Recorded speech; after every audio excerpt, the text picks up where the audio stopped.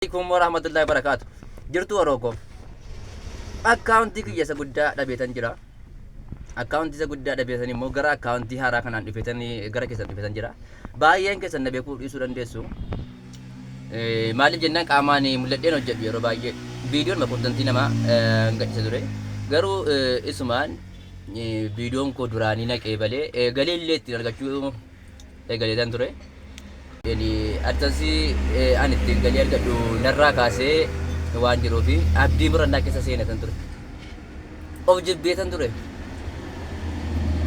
Garuu gaafan taa'ee yaadu ilmi namaa kun gaafa abdii muratu mootamuunsaa kufuunsaa waan ta'eef jedheetan yaade maaliif akkaawuntii biraatiin haaraadhaan hin dhufne kontentiin ani waa biraa hojjedhu egaa naqee baluu didee maaliifan ofii kiyyaan waan qulqulluu irratti hojjedhe hammuma tokko viiyuun nan argadhaa laata kan jedhuudhaaf ani gara keessan dhufe waan ta'eef ilmi namaa kun rakkoo isa mudatu hundarratti barumsa illee isiniif haa ta'u jedhanii rakkoo isa mudatu hundarratti harka kennuu qabu kufeera jedhee harka kennee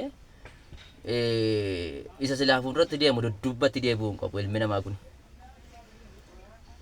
Isa jedhamu kanan yaade akkaawuntii har'aan illee kunoo gara keessan dhufe waan ta'eef namoonni viidiyoo koo kiyya kana agartan hamma dandeessanuun laayikii sabiskiraayibii sheerii illee naa gochuudhaan meegar ofiitti na dabalaa na jajjabeessaa hamilee naaf ta'a. Maal fennaan illee akkan gammachuudhaan akkan illee hamilee naaf ta'a. Maal fennaan akkaawuntii duraa sana dhabuudhaan baay'ee onneen kiyya na cabee jira baay'ee. Garuu akkaawuntiin ani viidiyoodhaan kunoo qaamaan illee irratti hojjetaa kun hammuma tokko viiyuu illee naaf argamsiisa taanaan baay'ee na gammachiisa. Kanaafuu namoonni viidiyoo koo kun isin bira qaqqabee akka caarraa ta'e jechaadha. Namoonni guddina nama barbaadan ati inni guddina nama barbaadu viidiyoo koo kana yoon isitti dhufe sabiskiraayibii sheerii laayikii naa gochuu yaada kee immoo komantii jala illee naa kaa'uu hin dagatiin sin jechuu barbaada. Hedduu hamileen kiyya na cabeera.